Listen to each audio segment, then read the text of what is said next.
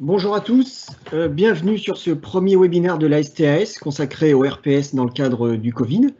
Je suis Jean-Baptiste Perrier, le directeur de la santé au travail de Nice et de Saintonge. Je suis ravi d'introduire cette session qui devrait durer environ 1 heure. Nous avons laissé 40 minutes, nous avons prévu 40 minutes de présentation par nos intervenants, suivi de 20 minutes pour répondre à toutes vos questions. J'en profite pour vous annoncer que le diaporama qui vous sera diffusé pendant la session vous sera adressé très prochainement par mail afin que vous puissiez revenir sur les éléments importants de cette présentation. Je vous indique également que vous pouvez poser des questions pendant la session ainsi qu'à l'issue, nous y répondrons à l'issue de la session.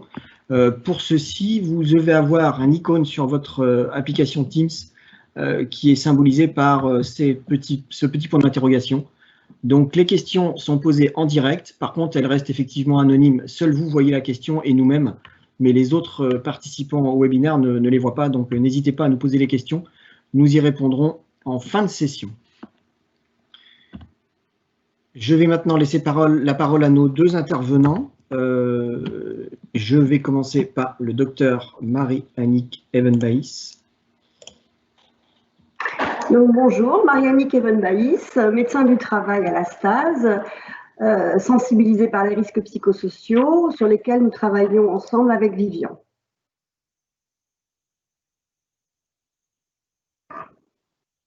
Bonjour à tous et à toutes, Vivian Dumont, je suis ergonome à la STAS. J'interviens dans les entreprises sur différentes thématiques de prévention et notamment les risques psychosociaux.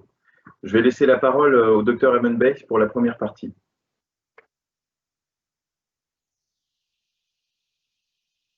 Merci Vivian. Donc, en effet, comme vous l'avez tous vécu et vu depuis le début de l'année 2020, nous subissons une situation unique, nouvelle, dont nous ne connaissons pas encore l'issue.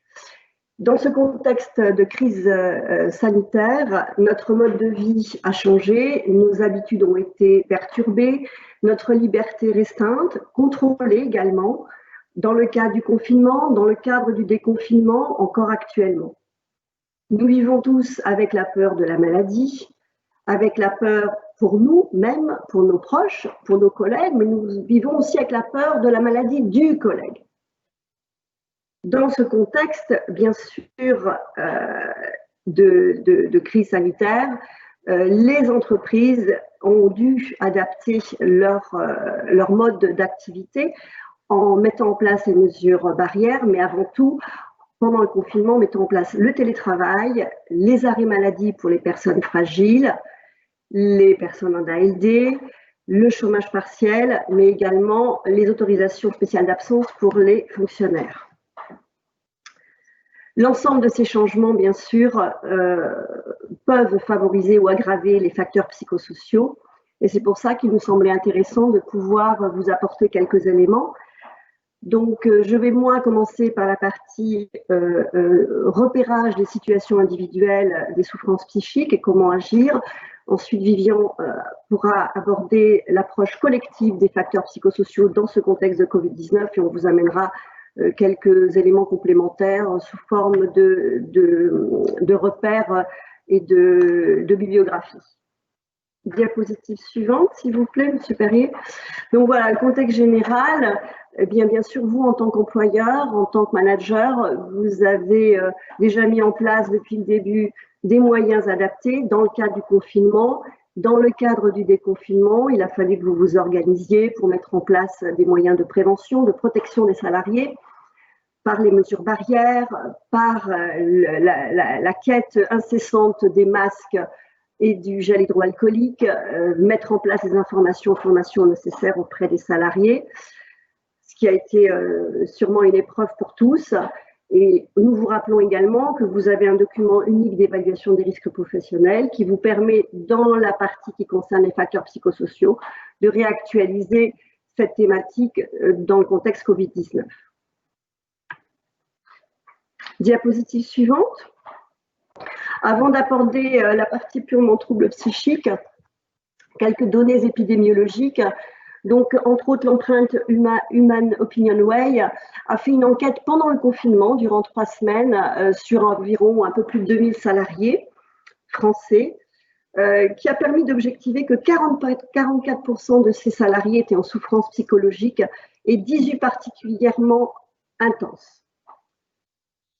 Ne pas oublier que lorsqu'on est particulièrement en souffrance psychique, comme vous le voyez, 50% des salariés avaient le sentiment d'avoir des performances diminuées et également dans le cadre du travail. Le télétravail n'a pas été simple puisqu'il a été imposé pour certains. Par contre, les salariés ont senti que les entreprises ont mis en œuvre pour eux des moyens pour les préserver à la fois dans le cadre du confinement, mais également lors du déconfinement pour leur reprise en mode sécurisé. Une attention particulière doit être faite également auprès des managers, comme vous le voyez, puisqu'ils sont 20% des managers ont ressenti une souffrance intense dans ce contexte. Ils sont à l'interface entre les décideurs et les productifs, ils sont le pivot central, un des pivots centraux des entreprises, et il faut à la fois les protéger et leur donner les outils nécessaires pour accompagner les collaborateurs. Une autre enquête est en cours encore, qui est organisée, qui est faite par 12 chercheurs du CNRS, qui a questionné plutôt le vécu des citoyens pendant le confinement. Ce qui est intéressant dans cette enquête et dans les premières analyses, c'est que d'une part, ça a permis malheureusement de mettre en évidence les inégalités sociales entre salariés et entre citoyens.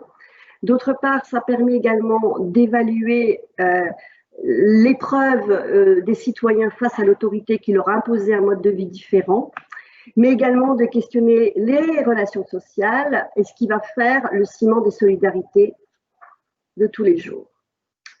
Diapositive suivante. Donc, nous allons maintenant aborder plus précisément les impacts psychologiques et individuels. Comme je vous le disais, la conjonction entre la maladie, le risque de la maladie Covid, le confinement, l'insécurité économique sont autant de facteurs qui peuvent ou aggraver ou favoriser les facteurs psychosociaux. On va développer sur 3 diapositives, d'une part, le type de troubles que l'on peut rencontrer, puis les indicateurs d'alerte qu'il faut essayer de repérer en tant que manager ou employeur, et ensuite quoi faire et comment faire en première intention. Diapositive suivante. Merci.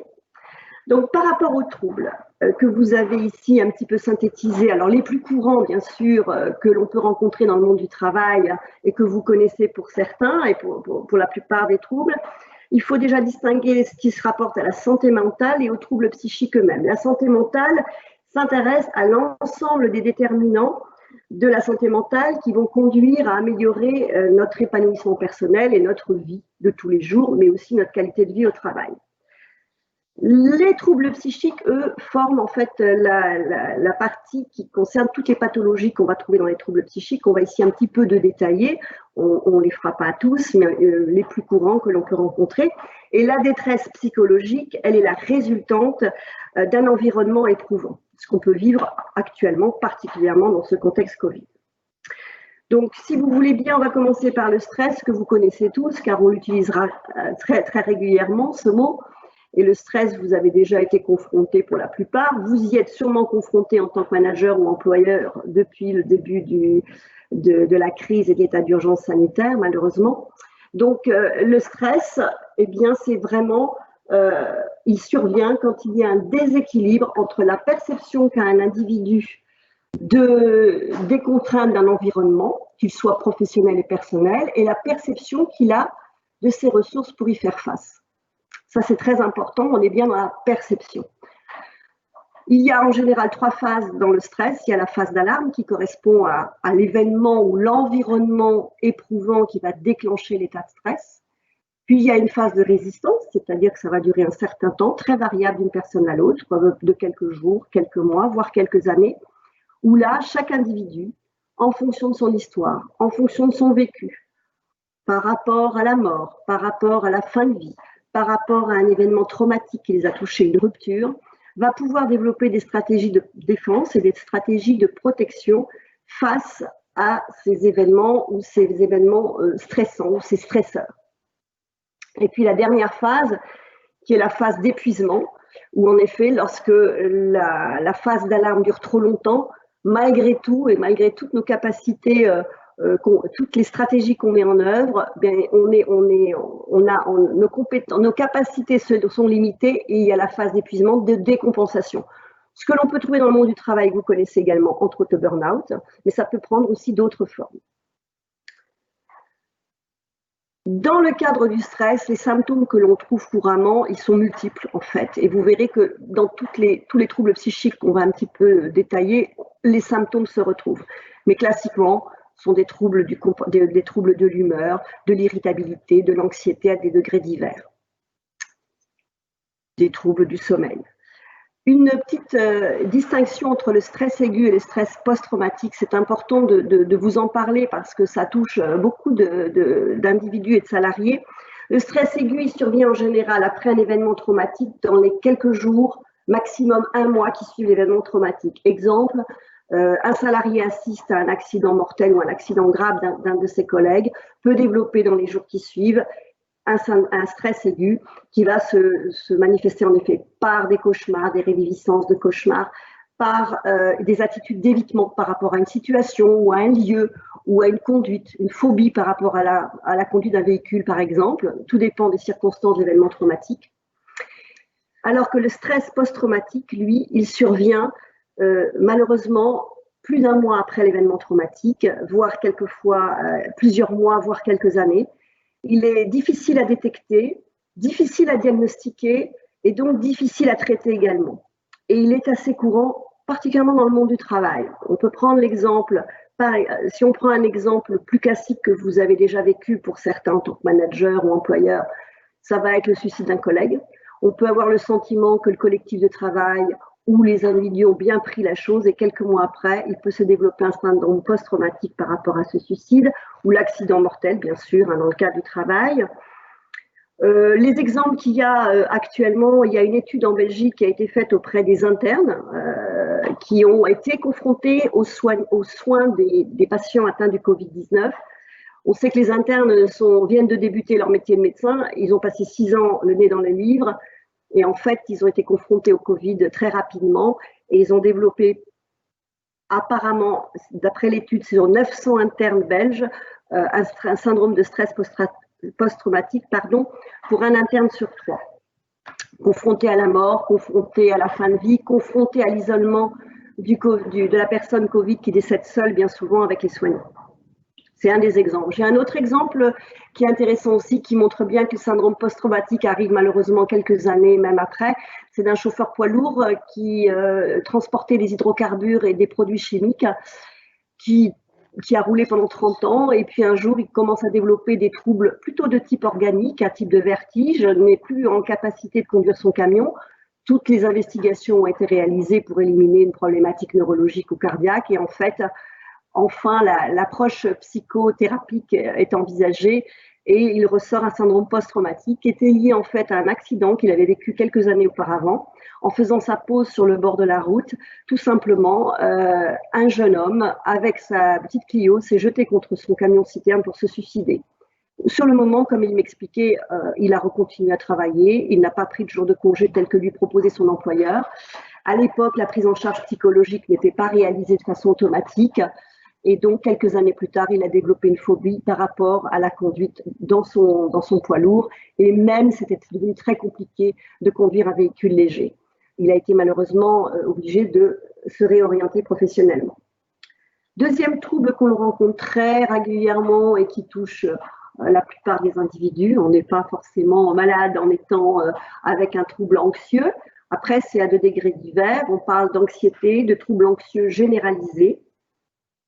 Donc ça, c'est caractérisé tout simplement par le fait qu'on ait des inquiétudes excessives. En fait, ce n'est pas d'être inquiet, c'est des inquiétudes excessives qu'on n'arrive pas à contrôler, qui nécessitent donc bien souvent une prise en charge, éventuellement thérapeutique par anxiolytique ou psychothérapeutique. Mais ce sont des gens qui ont peur de la maladie, peur d'être contaminés, peur du confinement, peur aussi du déconfinement, mais qui vont avoir vraiment des perceptions et des expressions excessives par rapport à ces événements. Je prends l'exemple d'un salarié qui a entendu dire qu'un de ses collègues a été malade et qui nous appelait assez régulièrement pour être assuré, est-ce qu'il risquait ou pas, est-ce que c'était dangereux de retravailler ou pas. Troisième trouble que l'on rencontre également, qui est donc la dépression. La dépression, il faut savoir que c'est vraiment une entité clinique à part entière. On ne donne pas de diagnostic de dépression par hasard. Or, on parle très souvent de dépression facilement en rencontrant une personne. C'est une multitude de symptômes très précis qui doivent durer minimum 2 semaines d'affilée et qui doivent être au minimum de 5 critères. Parmi les symptômes, on a l'humeur dépressive, la tristesse, les pleurs très réguliers, la perte de plaisir, le désinvestissement, la grande fatigue, les troubles cognitifs, troubles de la concentration. Mais c'est le cumul de ces symptômes sur une durée donnée qui permet de donner le diagnostic chez une personne qui a structurellement modifié sa manière de vivre et son comportement. Troubles du poids également, enfin une multitude de symptômes. Alors en général, la dépression, on peut avoir des personnes qui ont déjà un syndrome dépressif et qui va être aggravé dans ce contexte de Covid. Ne pas oublier de rappeler aussi que la dépression étant une maladie assez sévère, nécessite un traitement à la fois psychothérapique mais également oral. Et on ne soigne pas une dépression en moins d'1 mois. On soigne une dépression minimum avec une prise en charge thérapeutique pendant 3 mois à 6 mois minimum. Je prends l'exemple en effet d'un technicien de maintenance qui est dans un collectif de travail où déjà avant le Covid, il était en difficulté, en mal-être au travail et qui là se retrouve confiné, isolé dans un studio de 20 mètres carrés, limité dans ses déplacements alors que c'est un grand sportif avec les 1000 mètres, isolé géographiquement de sa famille, célibataire. Ça a été une épreuve pour lui ce confinement dans ce contexte déjà de mal-être et il était vraiment dans une situation de crise suicidaire possible, de passage à l'acte. Il fallait être très vigilant. 4e trouble psychique que l'on trouve également qui peut s'exprimer, qui est connu sous le trouble psychosomatique, mais aujourd'hui on parle de trouble somatiforme, pardon. Et donc ça se caractérise par des individus qui ont des symptômes organiques, physiques, présents, réguliers, récurrents et qui demandent des investigations médicales. Ils sont dans la sollicitation continue d'investigations médicales, d'examens complémentaires, de sollicitations de spécialistes et qui en fait ont du mal à envisager l'hypothèse psychologique. Alors c'est important de le repérer parce que on peut voir dans certaines entreprises des salariés qui vont avoir des absences répétées de 1 ou 2 journées sur une année. C'est intéressant de voir le cumul de l'absentéisme d'un salarié. Et donc forcément, il faut y être attentif parce que quelqu'un qui va être en arrêt régulier pour des problèmes de migraine ou des problèmes de syndrome infectieux répété, il faut se poser la question si ça va bien aussi actuellement dans sa vie, personnelle éventuellement, mais surtout au travail. On en reparlera tout à l'heure. 5e, une d'autres pathologies, troubles psychiques que l'on peut rencontrer, ce sont également les addictions, troubles addictifs. Donc les addictions, vous connaissez pour la plupart les addictions à l'alcool, les addictions au cannabis, les addictions au tabac, il y a les addictions aux jeux vidéo, les addictions à une activité, jeux vidéo, addiction au sexe, addiction au travail. Ça, c'est important d'en parler parce que toute addiction, en fait, c'est vraiment un comportement pathologique, une conduite pathologique qu'a un individu avec un produit ou une activité. En général, lorsqu'on débute son addiction, l'objectif est de calmer ses angoisses. Et en effet, au départ, on va chercher la détente, le plaisir, l'excitation. Tout dépend du produit. Mais en fait, l'addiction amène une dépendance et au bout d'un moment, malheureusement, la consommation ou l'activité ne suffit plus à calmer ses angoisses et elle perdure. C'est ce qui fait que c'est une maladie. C'est important d'en parler parce que les addictions au travail, par exemple, on en rencontre et c'est très complexe dans un collectif de travail. Je prends l'exemple, par exemple, dans le cadre du confinement et du Covid-19, de ce chercheur qui a été coupé géographiquement de sa famille également, qui a été coupé du laboratoire où il exerçait ses recherches, seul, isolé dans un studio, et qui a augmenté sa consommation cannabis. Voilà pour faire un peu le tour des troubles. Juste dire qu'évidemment, vous connaissez aussi les pathologies psychiatriques telles que la bipolarité ou d'autres troubles qui sont forcément aggravés lorsqu'ils sont préexistants dans un contexte de risques psychosociaux en entreprise. Et qu'il faut aussi savoir, vous avez des personnes qui vont être particulièrement fragilisées. Diapositive suivante. Je vais donc essayer de balayer les indicateurs d'alerte qui doivent vous faire réagir, vous faire prendre conscience que peut-être dans votre collectif de travail, vous avez des salariés en souffrance, mais pour certains et pour la plupart, je suis sûre que vous avez déjà dû constater ces éléments. Donc, ce qu'il faut savoir, c'est que les indicateurs d'alerte, ils sont multiples, atypiques, non spécifiques. Ça, c'est la première chose. Ils peuvent être d'allure très variable, que ce soit émotionnel, soit comportemental, soit somatique, on vient d'en parler. Une règle d'or, je dirais, pour faire du repérage le plus approprié possible en tant que manager, employeur, c'est de dire que tout changement inhabituel d'un comportement chez un salarié, de surcroît qu'on connaît, qui a une certaine ancienneté, doit vous alerter. Un changement de comportement, c'est déjà quelque chose qui doit vous alerter. Ne pas rester sur ce que j'entends très souvent, encore très récemment, j'ai un salarié en ce moment, il fait la gueule, je ne sais pas pourquoi, mais c'est pas grave, je laisse tomber. Justement, c'est exactement la situation où il faut être vigilant et se demander qu'est-ce qui se passe. Alors, dans le comportement, comme ils sont multiples et non spécifiques, on va voir un peu de tout, mais ce qui ressort principalement, ce sont tout ce qui est émotions négatives, c'est-à-dire un salarié qui est irritable, un salarié qui est colérique, un salarié qui est triste, un salarié qui se replie sur lui-même, qui évite de rencontrer les autres. Ça va être aussi des troubles cognitifs, des perturbations de l'attention, des troubles de la concentration, des troubles de la mémorisation. Vous allez constater qu'ils font des erreurs, des fautes d'étourderie récurrentes, productivité amoindrie, qualité diminuée. Ça, ce sont des éléments qui doivent, avant de penser à la mesure disciplinaire, qui peut tout à fait être envisagée, il ne faut pas non plus oublier que certains comportements relèvent du disciplinaire et il ne faut pas non plus le négliger.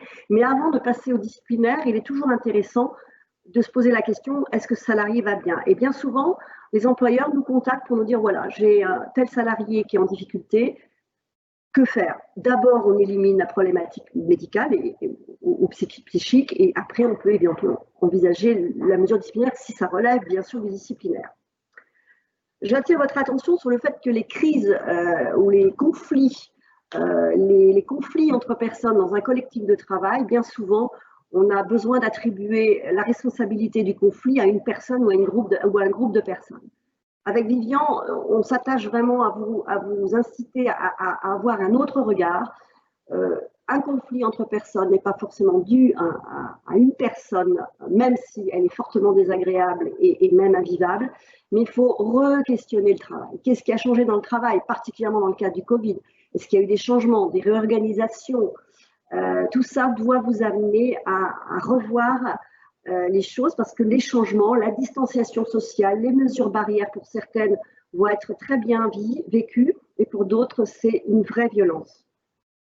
D'autant que vous avez des personnes qui sont très investies dans leur travail. Le seul lien social, malheureusement, n'est pas dans la vie personnelle. Vous avez des gens qui sont isolés, qui n'ont pas forcément de vie de loisirs et qui ont investi dans le travail, qui leur permet d'exister aussi dans le travail. Et là, ça peut être très compliqué, il faut savoir aussi les repérer. Ça peut être des comportements justement addictifs. Quelqu'un que vous remarquez qui fume beaucoup plus, ou qui consomme de l'alcool, ou qui consomme des médicaments, ou qui vous en parle. Dans les indicateurs d'alerte, je me permets toujours de rappeler que ça peut toujours aller jusqu'à la crise suicidaire. La crise suicidaire, bien sûr, avec le risque de passage à l'acte, il faut toujours penser que quelqu'un qui est en trouble, qui est en souffrance psychique, peut toujours passer à l'acte. Alors, je vous signale que le centre hospitalier de La Rochelle, au niveau de Marius-Lacroix, fait une formation sur la crise suicidaire qui est adressée à toute personne qui souhaite se former à la crise suicidaire, qui est fort intéressante et qui n'est pas adressée qu'aux soignants. Moi, je l'ai faite personnellement et il y avait entre autres des DRH ou des managers, des personnes qui travaillent dans le social et c'est toujours important d'apprendre à repérer ce qu'est une crise suicidaire. Diapositive suivante, s'il vous plaît. On va terminer donc sur comment faire, quoi faire quand on a le sentiment d'avoir identifié, ou en tout cas repéré, ou on nous a alerté, parce qu'on peut aussi être employeur, manager, et être alerté par un collègue devant une personne qui est en souffrance psychique. C'est très important dans ce cadre-là de prendre le temps assez rapidement d'accueillir la personne, de l'accueillir dans un cadre sécurisant, c'est-à-dire qu'il ne s'agit pas de faire un entretien dans un atelier ou dans un open space ou dans un bureau ouvert, mais de prendre le temps d'être dans un cadre sécurisant au calme, où la personne et la salariée va être en confiance, de prendre le temps d'écouter déjà, d'écouter. Mais surtout, j'insiste là-dessus parce que nous avons quand même souvent des employeurs qui nous appellent pour des situations qui les inquiètent, et heureusement, c'est de savoir dire à un salarié, soit tu, soit vous, selon le cas, je m'inquiète, on s'inquiète pour toi, ou certaines personnes s'inquiètent pour toi, on ne comprend pas, on voit que tu as changé ou que tu es peut-être en difficulté et j'aimerais qu'on puisse en parler. Ça ne va jamais mettre la personne en difficulté, ça va plutôt la rassurer de voir qu'on s'intéresse à elle. Bien souvent, quelqu'un qui est en souffrance psychique, c'est quelqu'un qui a besoin qu'on s'occupe d'elle, mais qui n'est plus en capacité de faire la démarche d'aller vers les bonnes personnes, que ce soit le soignant, que ce soit le compagnon ou la compagne, que ce soit le collègue ou l'employeur. Particulièrement quand c'est dans un contexte de travail. Savoir écouter, ça veut dire savoir aussi rebondir, car la personne qui est en souffrance psychique ne va pas forcément parler beaucoup, va faire quelques phrases ou quelques mots, et il faut savoir rebondir sur ces mots ou ces phrases pour reformuler quelquefois le questionnement par rapport à ce qui vient d'être dit. Ne pas être dans le jugement, bien évidemment, ni comparer. On a tendance à vouloir être rassurant ou à dédramatiser ou à diminuer l'intensité de ce qui est vécu. Or, il ne faut pas oublier que la personne, elle parle de ce qu'elle perçoit et de son vécu au moment présent. Une autre chose qui est importante aussi, surtout ne pas avoir de jugement et ne pas essayer de trouver une raison personnelle à la souffrance. Bien évidemment que nous sommes tous avec nos difficultés personnelles, quelles qu'elles soient. On a tous dans notre parcours de vie des moments plus ou moins faciles dans notre vie personnelle, mais c'est bien de recentrer sur le travail. Qu'est-ce qui au travail peut mettre la personne en difficulté? Il est évident que si la personne a une vie harmonieuse, ça va être plus facile à aborder pour résoudre le problème s'il y a quelque chose qui se passe mal dans le cadre du travail. Mais recentrer sur le travail, c'est primordial. Ça aussi, avec Vivian, on insiste beaucoup là-dessus. Parce qu'on a tendance, et c'est tout à fait humain, d'attribuer le mal-être qu'on a ressenti ou qu'on a perçu à des raisons personnelles.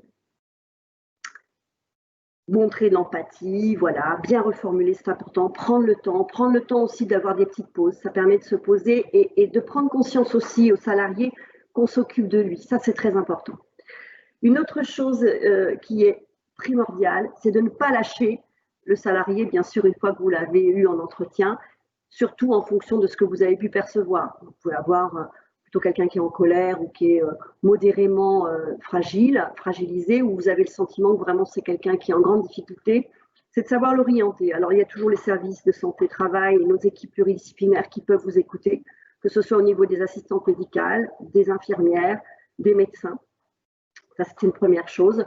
Mais ça peut être aussi tout simplement d'appeler le compagnon ou la compagne, enfin la famille, pour voir si vous sentez que la personne ne peut pas, vous ne souhaitez pas parce qu'il y a un malaise. Quand il y a un malaise, c'est une autre conduite à tenir, mais c'est de pouvoir le raccompagner, qu'il soit protégé, l'orienter si c'est possible vers le médecin traitant, et puis s'assurer ensuite qu'il a été pris en charge. Voilà. J'espère avoir apporté quelques éléments sur ces troubles psychiques individuels et je vais laisser la place maintenant à Vivian pour qu'il vous parle plus de l'approche collective des risques psychosociaux dans ce contexte Covid. Merci. Merci Marie-Annie. Alors, je me représente, Vivian Dumont, je suis ergonome du travail. J'interviens sur la partie impact collectif, rôle des managers et réponse au niveau de l'organisation. Nous avons vu comment cette crise pouvait se vivre d'un point de vue individuel. Nous allons donc essayer de vous apporter des éclairages sur comment se traduisent ces émotions individuelles dans un collectif de travail. En effet, prendre en compte le collectif de travail doit permettre de tempérer les vécus négatifs au niveau individuel. Cette crise a été une rupture avec l'organisation du travail classique et du travail en lui-même parfois. Cela a donc eu un impact sur l'engagement dans le travail. Et le travail, alors quand il est bien vécu par le salarié ou l'employeur, a un rôle, on le sait, important dans la construction identitaire, l'épanouissement, l'estime de soi. Et c'est une armature de la santé mentale et physique. Donc mon objectif est de vous aider à mieux comprendre les effets sur le collectif de travail pour contribuer à développer la résilience de l'équipe. En effet, après toutes ces perturbations, une des questions est comment recréer le lien, comment recréer un sentiment d'appartenance et conserver les aptitudes qui permettent justement de développer ces nouvelles pratiques. Et c'est bien sur ces pratiques collectives, sur l'organisation du travail, que l'entreprise a le plus de leviers d'action.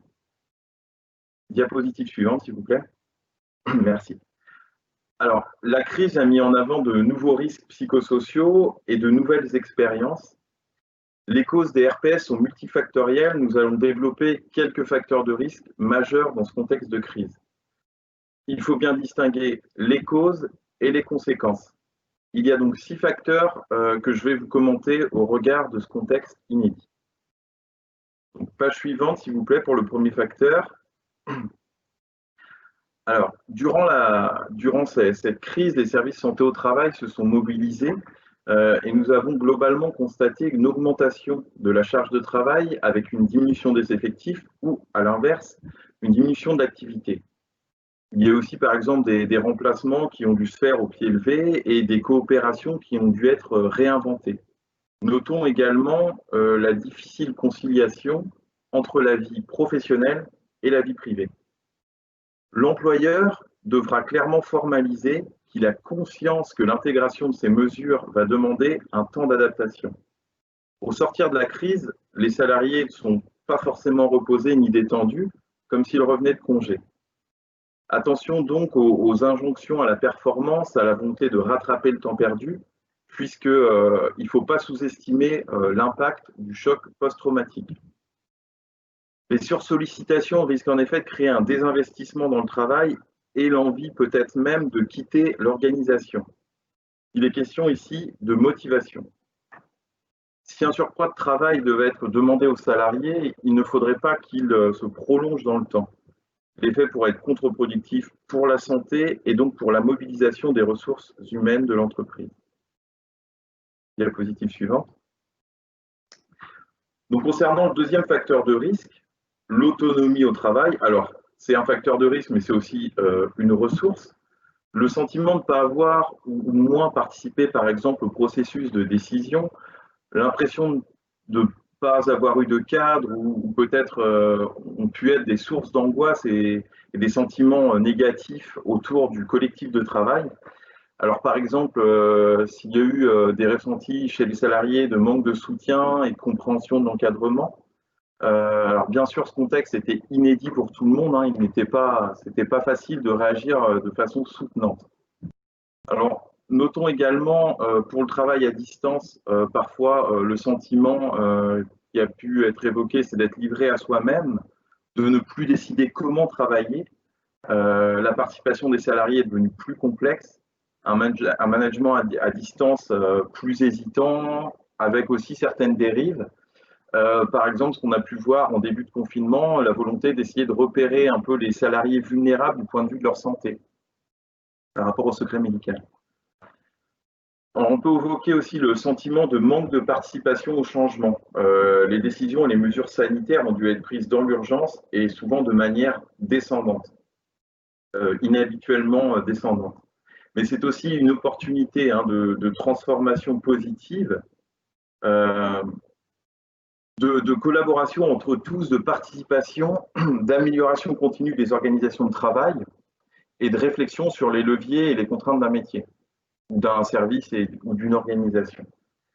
Notons que les mois de télétravail pour certains ont également permis de recréer un équilibre et des repères qui sont à nouveau bouleversés avec le retour au travail. Il faut donc communiquer davantage co-construire les nouvelles solutions, les nouvelles situations, à la fois pour motiver et donner confiance, et plus spécifiquement pour les managers, ne pas avoir le sentiment de perdre ou d'avoir perdu en légitimité. Donc soyez transparents, identifiez les inquiétudes collectives et individuelles. J'ai lu récemment une citation qui colle au sujet. Il n'y a pas de vent favorable pour celui qui ne sait pas où il va. Voilà. Diapositive suivante, s'il vous plaît. Alors, concernant le troisième facteur, pour les personnes en contact avec le public notamment, on a pu constater différentes émotions, comme la peur d'être contaminé, la pression des règles sanitaires, la stigmatisation des collègues qui ont pu être contaminés et qui retournent au travail. Notons aussi certaines stratégies de défense dans le déni du risque. Nous relevons également des inquiétudes chez les employeurs quant au risque ou à l'existence d'un salarié atteint par la maladie Covid-19 qui aurait été au contact avec ses collègues. Alors, on reviendra probablement sur cette thématique au moment de répondre à vos questions. Enfin, cette thématique est particulièrement complexe lorsqu'on exerce un métier en contact avec le public et que les émotions ne doivent pas transparaître. Page suivante, s'il vous plaît. Alors, le quatrième facteur, les rapports sociaux et collectifs, c'est bien souvent un facteur assez central dans les études sur les risques psychosociaux. En effet, les changements organisationnels récents ont pu générer ou renforcer des tensions existantes. Alors, attention à ne pas essayer de cacher sous le tapis d'anciennes tensions. On constate aussi des clivages entre salariés ayant continué le travail en présentiel, ceux en télétravail ou encore en arrêt lors de la période de confinement. Donc une source potentielle de conflits qui peuvent accentuer des conflits passés. Alors je me répète, mais cette période de confinement à la maison pour certains ne doit pas être associée à une période de repos, de vacances, où elle ne doit surtout pas être présentée ainsi aux équipes. Les modalités de coopération dans les équipes ont été bouleversées.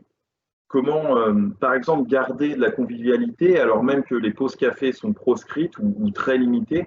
Comment conserver ces moments cruciaux où justement ces tensions ou nombre de problèmes se solutionnent? Donc il faut être inventif et lutter contre l'isolement, puisque le travail, ce n'est pas que individuel, c'est aussi et surtout collectif. Donc les tensions sont également apparues concernant la charge de travail et le manque de clarté des missions. Les rapports entre la hiérarchie et les salariés ont pu générer également des tensions autour du manque de communication et d'échange. C'est vraiment une thématique qui a été centrale au moment du confinement et du déconfinement. Plus particulièrement sur le manque de soutien et d'organisation du travail en mode dégradé.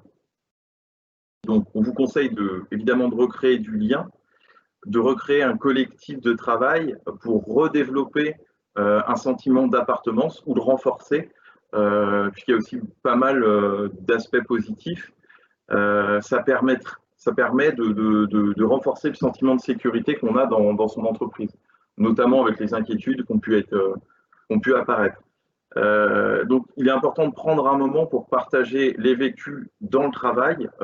Qu'est-ce qui a transformé le travail? Qu'est-ce qui est devenu le travail? Qu'est-ce qui a changé? Est-ce qu'on a les moyens d'y faire face? Et de pouvoir s'en servir pour améliorer le fonctionnement et éviter et anticiper les incompréhensions et les conflits. Page suivante, s'il vous plaît. Alors, autre facteur de risque, les conflits de valeurs et les conflits éthiques. Ils sont bien souvent liés au sens du travail et à la qualité du travail, pouvant générer un sentiment, par exemple, de manque d'utilité. Autre sentiment, la perte d'appartenance à l'entreprise, on l'a déjà évoqué. L'entreprise a bouleversé son organisation très rapidement et parfois on ne s'y retrouve pas. On a constaté que beaucoup de salariés avaient un sentiment finalement de décrochage par rapport à leur collectif de travail, à leur travail, à leur entreprise. Enfin, d'éventuels conflits sur les moyens de prévention mis à disposition et la perception de leur pertinence et de leur efficacité ont pu apparaître et évoluent en permanence. Alors, vous l'aurez compris, une communication claire et renforcée est une des clés pour aider le collectif à surmonter le vivre avec, qu'on appelle le vivre avec, et permettre de redonner du sens au travail. De nouveaux codes sociaux sont partagés, vont devoir être partagés et donc appris. Nous vous préconisons de les définir, de les objectiver, de les faire exister, et alors de les faire exister par le haut et d'être forcément exemplaires.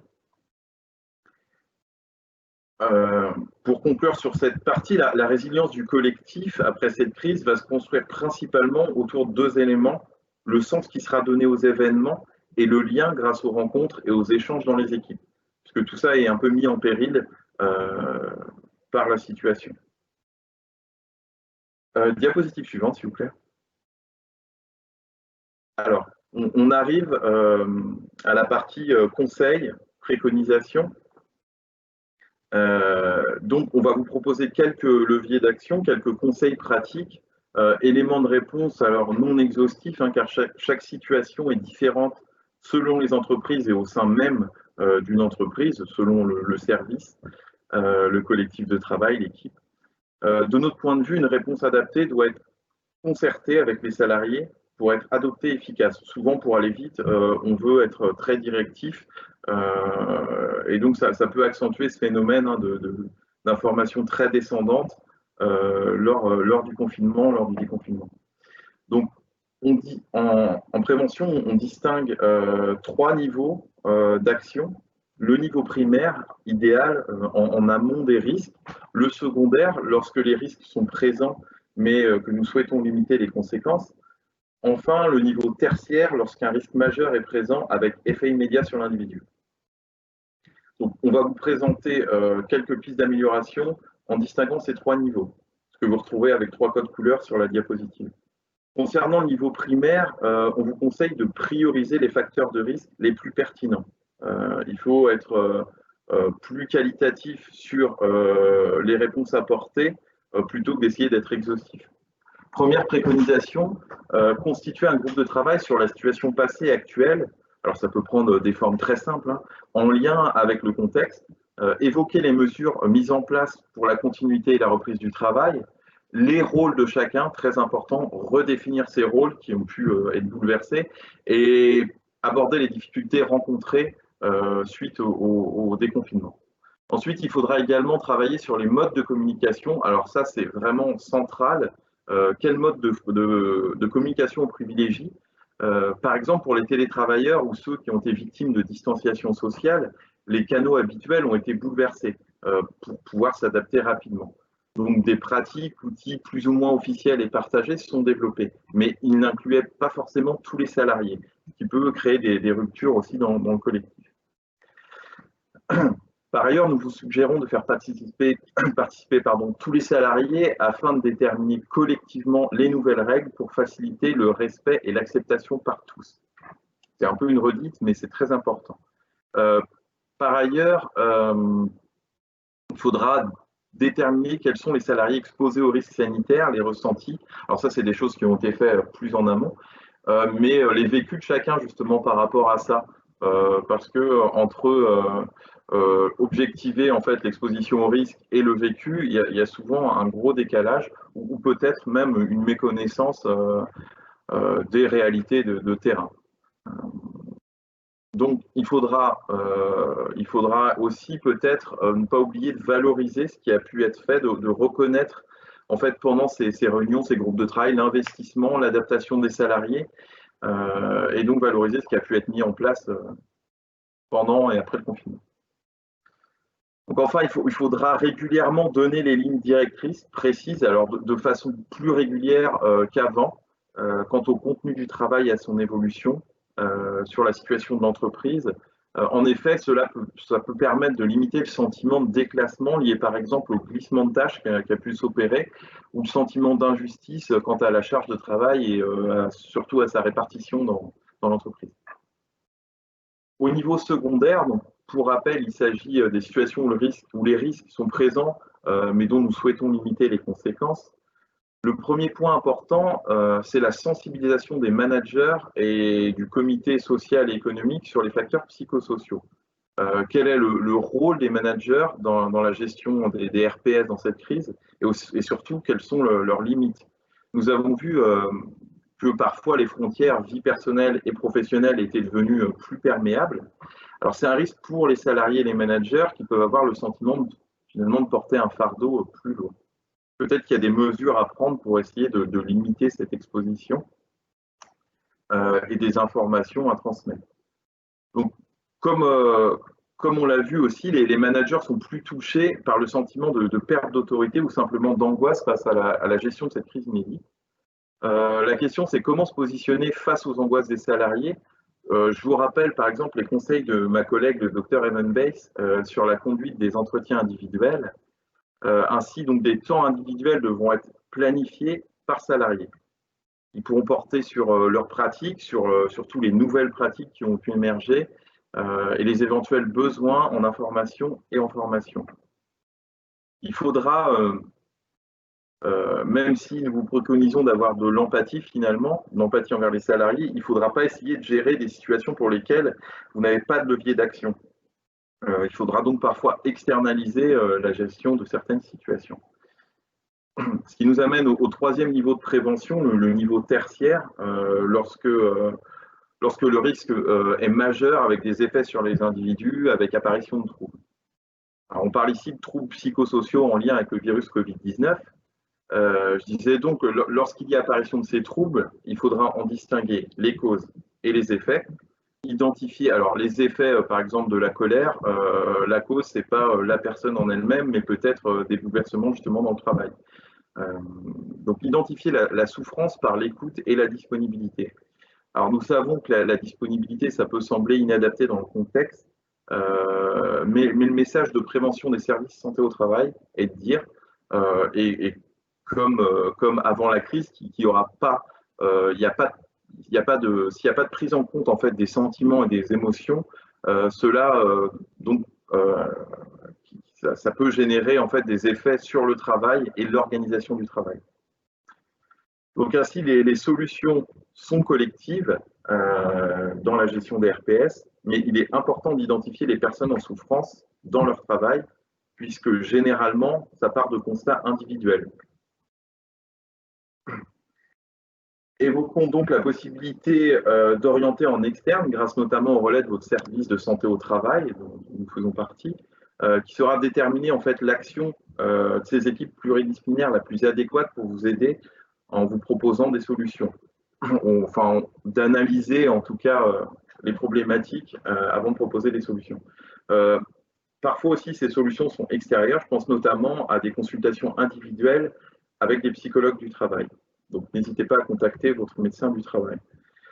Alors, si vous constatez des tensions dans le collectif, dans les équipes, vous pourrez avoir recours à la médiation avec un tiers neutre et formé, hein, c'est important, pour comprendre ce qui joue. Donc, en interne, s'il y a quelqu'un de formé, en externe, ce n'est pas le cas. Donc, le but, c'est de ne pas laisser s'envenimer les conflits, pouvant entamer le bon fonctionnement du collectif, qui est d'autant plus important suite à cette crise. Alors voilà pour les quelques préconisations que vous retrouvez en synthèse sur la diapositive. Il faudra évidemment être bien vigilant sur les changements de comportement, comme le disait Marie-Annick. Je vous rappelle qu'il existe une grande variabilité de réactions individuelles et qu'elles sont décuplées par la grande variabilité des vécus de cette crise. Cela augmente la complexité de l'analyse des risques, car comme je vous disais, ça part souvent des constats individuels et là, ils sont vraiment multiples. Voilà. Voilà, donc je vais redonner la parole à Monsieur Perrier, directeur de la STS, pour animer les réponses aux questions de ce webinaire. Merci de votre attention. Merci, Dr Evan Bass. Merci, Vivian, pour toutes ces explications qui, j'espère, ont pu répondre à une bonne partie des questions que se posaient les adhérents. Pour juste conclure, avant de passer aux questions, vous rappeler que l'ensemble de nos équipes sont disponibles pour répondre à toutes vos questions, que ce soit du côté salarié, que ce soit du côté employeur ou manager. Apparaissent ici toutes les compétences présentes dans notre service de santé au travail.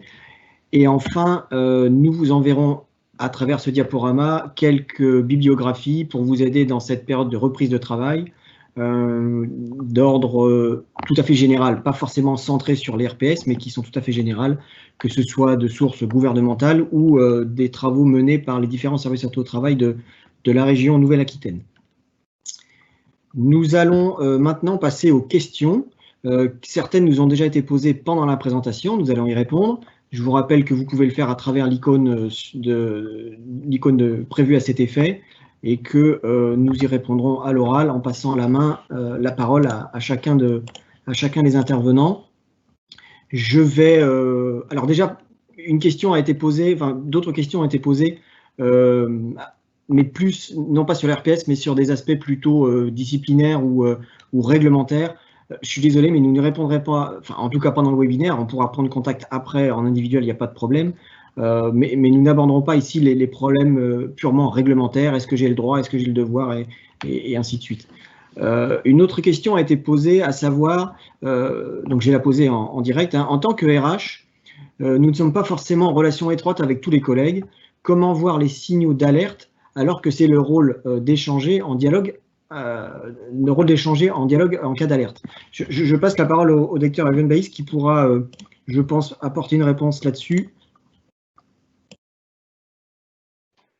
Alors, la réponse, évidemment, elle est en fonction de l'entreprise. Hein. C'est certain que lorsqu'on a entre une entreprise de plus de 50 salariés, enfin une grosse entreprise et une petite structure, la réponse ne va pas être la même.